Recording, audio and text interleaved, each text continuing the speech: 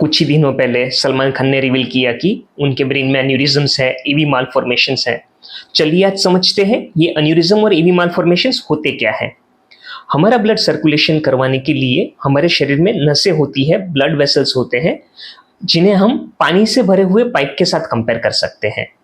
अब अगर कोई कारण से इन पाइप्स के किसी भी पॉइंट पे कोई वीकनेस डेवलप होती है तो वहां से एक बल्जिंग होता है, एक बबल जैसा बनता है, और इसी बल्जिंग, इसी बलून को हम एन्यूरिज्म्स बोलते हैं। इसी तरह अगर ब्लड वेसल्स के डेवलपमेंट में कोई डिफेक्ट आती है और वो पाइप बनने की जगह पे अगर कोई नेट्स जैसा बन जाते हैं, कोई मैश जैसा बन जाते हैं, तो इसी नसों के गुच्छों को हम एवी मालफॉर्मेशंस बोलते हैं।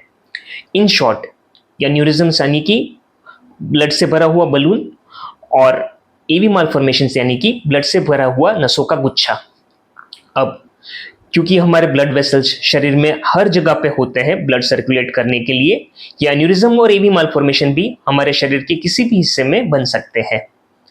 ये एन्यूरिज्म और एवी मालफॉर्मेशंस को बनाती हुई ब्लड वेसल्स की दीवारें बहुत ही कमजोर होती है, जिनके वजह से इनमें फटने का रिस्क होता है, और ये रप्चर होने पे पेशेंट को हेमरेज डेवलप होता है, जो कि कई बार पेशेंट के लिए जानलेवा होता है। इसीलिए ये बहुत ही इंपॉर्टेंट है कि हम ये एन्यूरिज्म्स को, एवी मालफॉर्मेशंस का निदान होने के बाद उसका सही ट्रीटमेंट जल्द से जल्द करवाएं।